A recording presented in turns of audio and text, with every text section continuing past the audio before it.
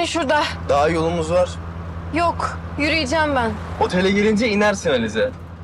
Durdurmayacak mısın sen arabayı şimdi? Dorukak çok benzin yakıyor. Ev ekonomisi. Öğren artık bunları Alize. İyi o zaman. Sana iyi günler. Ne yapıyorsun? Dur kapat şu kapıyı. Dur kalk, çok benzin yakıyor canım. Tamam dur bekle dur. İneceğim diyorum. Tamam yolun ortasında mı durayım? Sok şu ayağını içeri. Ayakkabım. Ne oldu? Dur arabayı, ne olacak? Senin yüzünden ayakkabım çıktı. Benim yüzümden. Evet, Ayağını senin niye yüzünden. çıkartıyorsun? Ayakkabım yok ya. Bir şey oldu mu? İyi misin? Ayakkabım yok. Hayda. Ne hayda? Bul işte. Oho.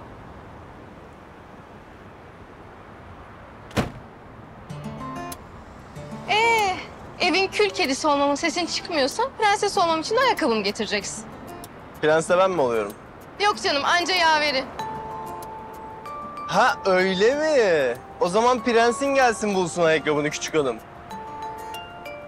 Ya saçmalama, git bul.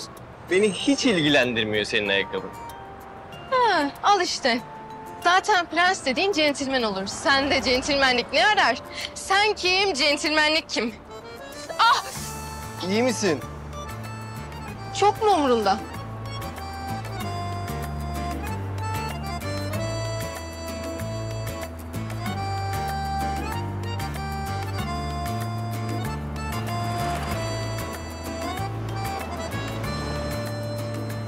Al.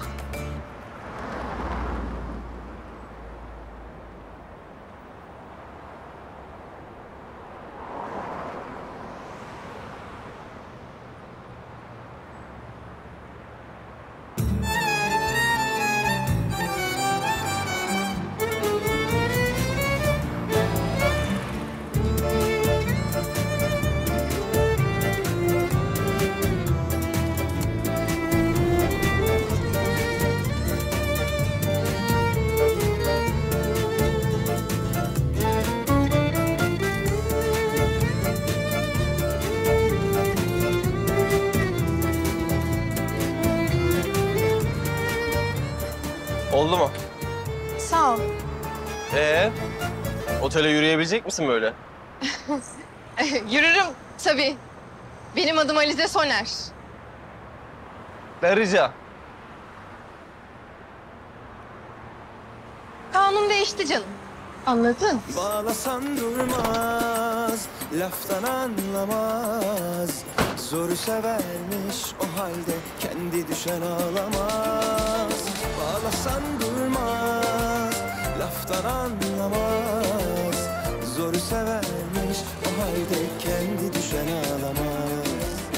Beni severmiş o halde kendi düşen ağlamaz.